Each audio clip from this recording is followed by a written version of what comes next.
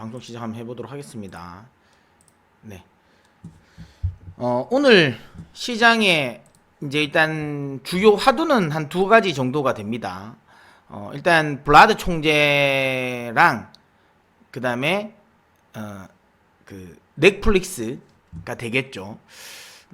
일단 뭐 블라드 총재부터 이야기를 좀 드리겠습니다. 블라드 총재 같은 경우는 뭐 또 이제 연설을 통해 오늘 뭐 이 연설을 통해서 75bp 이야기를 했어요. 75bp.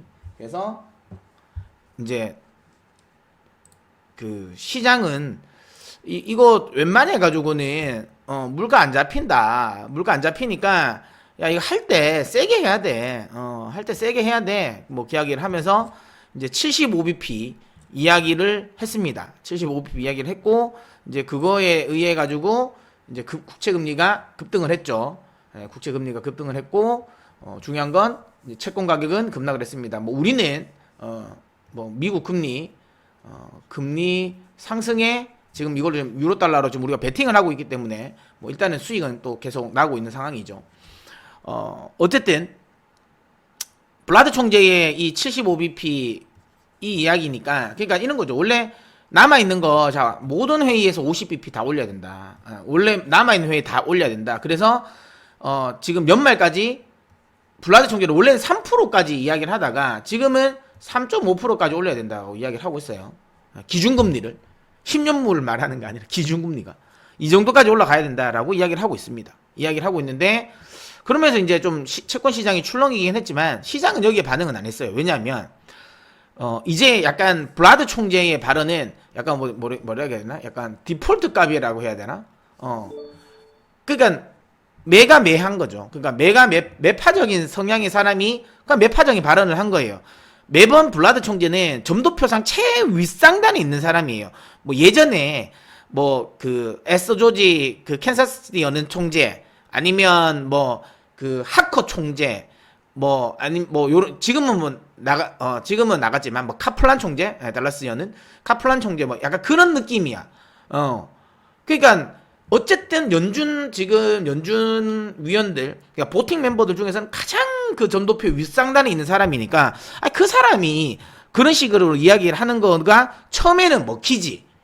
처음에는 원래 이분은 아시겠지만 제가 설명 많이 드렸지만 원래는 비둘기 그러니까 이분은 약간 합리적인 사람이라고 보면 돼요. 그러니까 약간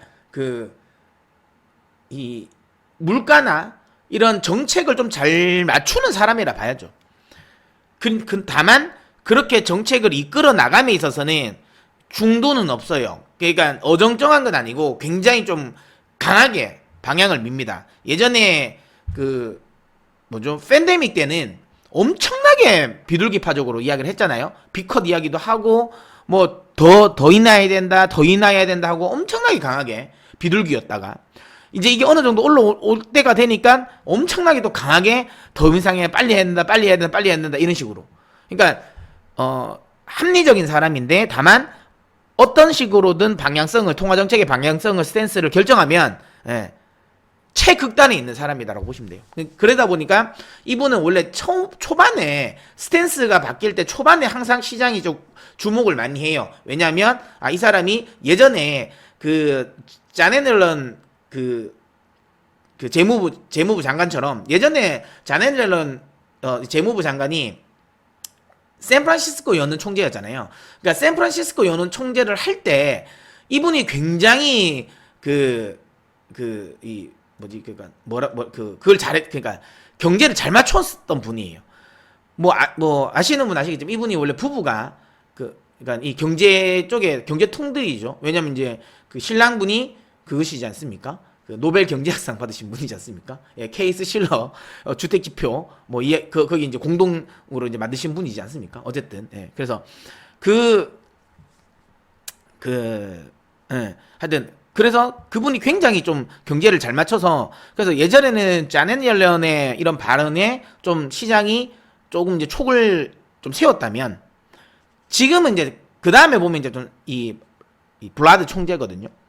그래서 어쨌든 이분이 이 스탠스를 딱 바꾸는 시점에 굉장히 시장이 반응을 많이 해요. 그래서 이제 최근에까지 많이 반응을 했었죠. 근데 이제 어쨌든 이제 스탠스를 한번 이렇게 갖고 그 다음에 이제 대체적으로 연준 내에서 스탠스 역시도 지금은 긴축으로 가는 스탠스잖아요. 이게 이미 가격이나 채권 가격이 다 선반영이 됐어요. 그러다 보니까 이제 뭐 블라드 총재의 그런 반응은 이제는 뭐 그냥 아 그래 원래 저 사람 저래 말한다라고 이야기를 하는 거죠. 신경을 그렇게 안 써요. 그래서 채권 시장은 저기에 반응했지만 주식 시장은 거기에 크게 반응하지 않는 모습이다라고 보시면 되고요.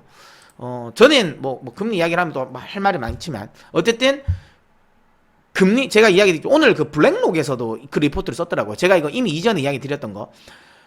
금리 상승이 결코 주식 시장이 나쁘진 않다. 물론 그러니까 경기가 좋아서 경기를 누구로 틀리는 금리 상승은 당연히 좋고 근데 그거 아니고 지금은 그러니까 경기가 좋아서 경기를 누구르뜨리는 금리 상승은 아니잖아요. 사실은 시장에는 별로죠. 왜냐하면 인플레이션을 잡기 위해서 경기를 꺾겠다는 거니까 이건 사실은 원래는 안 좋은데 그래도 어쨌든 그러니까 금리가 상승한다라는 거는 이 말은 달리 이야기하면 뭐예요? 채권 가격의 하락이죠. 금리 상승은 채권 가격의 하락이지 않습니까? 그러면 자 채권 가격이 하락을 한다라는 거 오늘 바클레이즈 쪽이 이제 이거 채권 이거 이제 도망가라 막 이야기도 또 했어요. 이제 와서 어쨌든 그래서 채권 가격이 하락이다라고 이야기를 했고 그러면 채권 가격이 하락한다라는 거는 결국에는 뭐예요? 이쪽에서 자금이 이탈한다라는 거예요. 이것도 뭐 이전에 설명이 드렸죠. 물론 채권 투자자들은 뭐 성향은 여러 가지입니다. 근데 이제 뭐 만기 보유 전략을 가지는 사람들도 있고 아니면 채권에 이제 이 채권 가격에 차익을 노리고 들어오는 사람들도 있죠. 근데 뭐 대체적으로 만기 이 보유 전략을 쓰는 사람들도 많지만 만기 보유 전략을 쓰는 사람들은 그러니까 채권 가격과 상관없이 금리에 더 집중을 하겠죠. 그러니까 이런 자금들은 안 빠져나와요. 시장으로 그 주식 시장으로 안 빠져나옵니다. 그다음에 채권 가격을 추종하는 그러니까 이 투자 기관이라 하더라도 어쨌든 채권 투자자 자체가 보수적이기 때문에 뭐 채권 가격이 떨어진다 해서 뭐 아무리 그래도 채권 가격 그러니까 이 주식 시장으로 넘어오는 건 좀 낮아요. 그러니까 적어요. 하지만 지금은 좀 다릅니다. 왜냐하면 채권 가격의 하락세가 너무 커요. 너무 큽니다. 이게 역대급으로 지금 거의 리만 사태 때 이후로 가장 큰 손실폭을 보고 있어요. 그만큼 채권 투자자들이 느끼는 체감은 주식 시장보다 지금 변동성이 더 큰 시장이 채권이에요. 채권 시장. 고점 대비 훨씬 더 많이 빠졌습니다. 지금 채권은 그냥 거의 국채시장 거의 아사리 판돼 버렸어요. 채권 가격이 거의 뭐 30% 이상 빠졌으니까 30% 가까이 빠졌으니까 채권인데. 그러니까 지금 이제 오히려 주식 쪽이 어찌 보면 더 안전한 거죠. 왜냐면 S&P 500 같은 건 한 5% 고점 대비 5%인가 그 정도밖에 안 빠졌잖아요. 그러니까 그런 식으로 되니까 오히려 채권 쪽에서 오히려 자금이 이탈해서 주식으로 들어오는 게 예전보다 훨씬 더 많아진다. 그리고 아직도 채권 가격은 더 오를 수 있는, 그러니까 금리는 더 오를 수 있고, 그럼 채권 가격이 더 빠질 수 있는 요런 요인이니까 금리의 상승이 무조건 주식 시장이 나쁘지 않다라는 거, 요거 또 이야기 좀 드리도록 하겠고. 그 다음에 그리고 뭐 그거 아니더라도 실질적으로 금리가 이렇게 계속 상승할 수 있을까? 이것도 어렵다. 왜냐하면 제가 늘 이야기 드리는 거, 저는 하반기로 좋게 보잖아요. 이유는 그거지 않습니까? 이미 통화정책과 관련된 긴축 스탠스가 이미 이 상반기에 이미 가격이 다 녹아났어요. 주식에도 녹아났고 채권 가격에도 다 녹아났다는 거죠. 벌써 지금 10년물 기준으로 지금 3%대잖아요. 그러니까 여기서 이게 지금 기준금리를 감안했을 때 너무 먼저 왔어요. 너무 튀었어. 너무 튀어. 2년물은 난리 났잖아요. 그러니까 너무 먼저 튀인 거예요. 그러면 결국에는 하반기로 가면 금리가 상승 안 한다는 건 아니에요. 상승하겠죠. 하지만 상승세는 조금 완만해질 가능성이 높아요. 완만해질 가능성이. 그렇기 때문에 저는 개인적으로 여전히 주식 쪽에 조금 더 초점이 맞춰져야 된다라고 저는 보고 있는 거예요.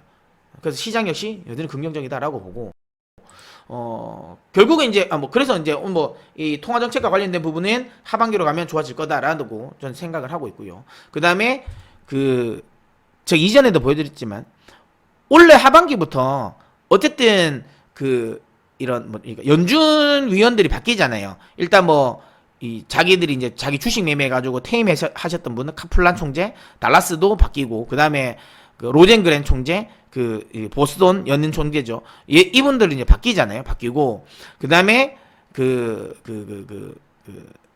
연준 이사들도 바뀌지 않습니까? 근데 새로 제가 전에 이야기 드렸지만 새로 들어오는 분들이 대체적으로 다 비둘기예요. 물론 보스턴 연은 총재 로젠그렌 총재 같은 경우는 원래 엄청나게 비둘기니까 뭐 그 사람이 이렇게 옮기는 거는 뭐 거기에 비둘기가 오는 거는 뭐 큰 의미가 없는데 카플란 총재가 굉장히 매파거든요. 근데 이분 자리를 이 신임으로 들어오신 분이 좀 비둘기입니다. 비둘기라기보다 그냥 중도입니다. 이것만 해도 괜찮고 그 다음에 새로 들어오는 이사 2명이 다 비둘기예요. 뭐 쿡도 그렇고 다 비둘기입니다. 그러니까 제가 이제 내년에 특히 내년 보팅 멤버들이 매파적인 성향이 있는 사람들이 상당 부분 빠져요. 상당히 빠집니다. 그 다음에 비둘기파적인 성향이 있는 사람들이 새로 많이 들어와요. 투표권이 있어요. 그래서 제가 2023년에는 점도표가 좀 달라질 거라고. 올해는 굉장히 좀 윗방향으로 올라가겠지만 이제 내년에는 좀 그 위에서 좀 약간 옆으로 약간 횡보할 가능성이 높아요. 뭐 그런 것들을 다 감안해서 제가 뭐 내년까지는 괜찮다라고 저기 이야기를 하는 거잖아요. 그래서 어쨌든 뭐 이런 것들이 하반기에 다 넘어가면서 통화정책과 관련된 부분은 좀 좋아질 겁니다. 예, 좋아질 거라고 보고 있고. 자, 그 다음에 또 특징적인 부분은 이제 넷플릭스인데 이거는 제가 어제 이야기 드렸죠. 넷플릭스 기대하지 말라고. 예. 이거 기대하지 말라고 이야기 드렸죠. 뭐 실적은 뭐 그냥인데 가입자 수가 박살났죠. 원래는 한 270만 명 정도 늘 거라고 봤는데 신규 가입자 수. 근데 이게 이제 마이너스 20만 명 된 거죠. 여기에 마이너스 70만 명은 러시아 쪽. 러시아니까. 요거 빼더라도 50만 명 증가잖아요. 50만 명 증가. 그러면 시장 컨센서스가 굉장히 하향 거죠. 근데 저는 이거를 나는 누가 이렇게 매겼는지를 모르겠어요. 누가 이거를 분기별로 200만 270 거의 300만 명씩 는다고 생각하는 거지? 넷플릭스가 이미 지금 유료 가입자 수가 2억 명이 넘었잖아요. 2억 명이 넘고 여기에 2억 명이 그러니까 유료 가입자 수가 2억이라면 여기에 우리 넷플릭스 그 아이디 공유하는 게 있잖아요. 아이디 공유하는 것까지 따지면 사실상 거의 한 4억 명 정도는 넷플릭스를 본다고 보면 돼요. 근데 물론 뭐 4억 명이라 하면 뭐 이거 뭐 중국도 있고 근데 어차피 중국 안 되는 거고 뭐 인도 인구 대비하면 아무것도 아니잖아. 야 미국만 해도 아무것도 아닌데 유럽도 있잖아. 할 수도 있지만 여러분 생각해보세요. 모든 사람이 넷플릭스라는 것 자체는 또 뭐예요? 물론 내가 스마트폰으로 1인으로 보긴 하지만 그게 아니라 또 집에서 TV로 보잖아. 그러면 내가 하나 보면 그 4명이 다 그냥 또 가족은 또 가족끼리 또 보는 거잖아. 실제로 이게 2억 명이긴 하지만 실제로 따지면 거의 한 10억 명은 넷플릭스를 본다고 봐야 되는 거예요, 이미. 그러면 조금 이제 가구적으로, 그러니까 어쨌든 뭐 이게 뭐 돈이 또 없고 저소득층, 그 다음에 이제 뭐 약간 뭐 프론티어 마켓에 있는 국가들 뭐 이런 국가들 거 좀 빼면 사실상 웬만하면 다 본 거야. 다 가입했어. 여기서 신규 가입이 뭐 늘어난다는 거 의미가 있습니까? 그래서 제가 넷플릭스 안 좋아한다 했잖아. 그리고 이거는 그렇다고 해서 뭐 넷플릭스가 성장성이 없다. 그건 아니다. 왜냐면 그러니까 OTT에서는 끝났다라는 거였죠. OTT에서는 끝났고 대신 다른 거를 가야 되는데 그걸 보여줘야 된다. 뭐 게임으로 가든 스트리밍 게임으로 가든 아니면 뭐 그 스크린으로 가든 뭐 다른 걸 해야 된다라고 했는데 어쨌든 시장 알고 있어. 알고 있고 이게 20% 지금 시간으로 넘게 빠지니까 지금 나스닥 선물이 저렇게 빠지는 거지만 의미는 없어요. 왜? 시장이 이거 안 주목한다니까. 넷플릭스는 이미 빵에서 빠진 지도 오래예요. 예. 요즘에 누가 이거 넷플릭스 막 이거 뭐 그거라 이야기를. 이거는 뭐 의미가 없어. 그러니까 이거는 너무 신경 쓰지 마십시오. 너무 신경 쓰실 필요 없고. 그다음에 일단 지금 이제 4월 어제부로 미국은 소득세 신고가 끝났어요. 납부가 끝났습니다. 그러니까 소득세 납부가 끝나면 미국은 대체적으로 우리는 그러니까 연말 대주주 우리는 그 양도세가 그러니까 그 대주주는 양도세가 있잖아요. 그러다 보니까 연말에 어떻게 돼요? 대주주 양도세 이거 피하려고 매도 물량 나오니까 항상 연말 근처에 보면 좀 시장 내렸다가 연초 랠리 나오잖아요. 그러니까 미국은 이거예요. 소득세 납부하기 전에 주식을 좀 주식 팔아서 소득세 납부하고 그리고 나면 어떻게 돼요? 납부 끝나면 그 다음에 이제 랠리 펼치는 거. 4월. 지금 딱 그 시기예요. 그래서 소득세 납부 끝나자마자 일단은 랠리가 나오긴 했어요. 나스닥이 또 많이 올랐잖아요. 그러니까 요게 원래 뭐 보통 보면 한 1주, 2주 정도 간다고 하니까 뭐 일단 4월 말은 또 한번 또 이런 것도 좀 기대해 볼 만하다라고 봅니다. 근데 뭐 이거는 뭐 몰라. 이거는 결국에는 실적이 또 개판 나면 또 별로 안 되니까. 이게 4월이 그러니까 요게 겹쳐져 있잖아요. 예. 1분기 실적 시즌이랑 그 다음에 아까 얘기했던 소득세 납부 마무리 요거랑 겹쳐지니까 4월이 또 잘 갈 수 있는 이유죠. 저는 뭐 어쨌든 4월 좋게 보고 있으니까. 그래서 조금 더 랠리가 나오지 않을까라는 개인적인 또 기대, 요런 바람이 또 있고. 다만 5월 한 둘째 주부터는 또 조심해야 된다.